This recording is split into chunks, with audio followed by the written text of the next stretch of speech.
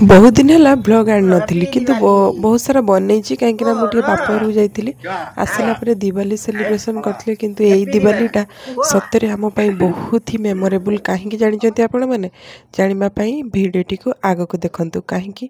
ना जो मनीष को आप देखुं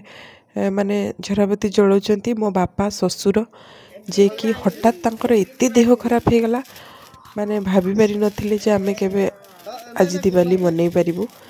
तो देखंतु मु किछि फुलरे माने किछि भी आनि नथिली जहा माने थिला सेथिरे अल्प स्वल्प करथिली कहीं ना पूर्वर बहुत सुंदर करथिली 2 दिन बाट आज दिनटा करि परिबि कि नहीं भाभी पारि नथिली किंतु आसिक हॉस्पिटल रो आमे अल्प किछि सजई की दिवाली मनईथिलु। आज दिवालीटा आम पई बहुत ही मेमोरेबल थिला कहीं ना सकाळ सकाळ बापा को हॉस्पिटल लेके जाइथिलु आमे बापांकर सुगर लो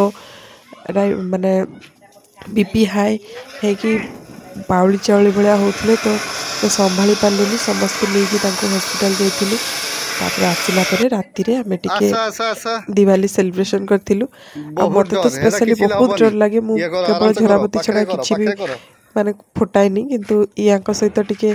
से मते एनकरेज करले फुटाइया तो मुझे किसी करी वर्ष तापर ए वर्ष से बहुत सारा बाण भी आनी किंतु आमे फुटई पार सब थिला आजिका डेट पे आमे रखी जाहु भगवान एमती इच्छा ठाकुर को इच्छा ही सबकि बापा भल होकि हॉस्पिटल रू आसिले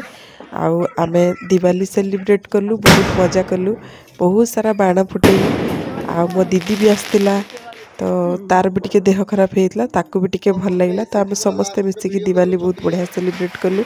आपण मानक भल पाइबा आशीर्वाद एमती आम उपरे थाउ समस्ते भलरे थांतु समस्त शुभकामना कर आज ब्लॉग टी वेट रखिली। थैंक यू जय जगन्नाथ पुणी देखा गोटे नुआ ब्लॉग रे।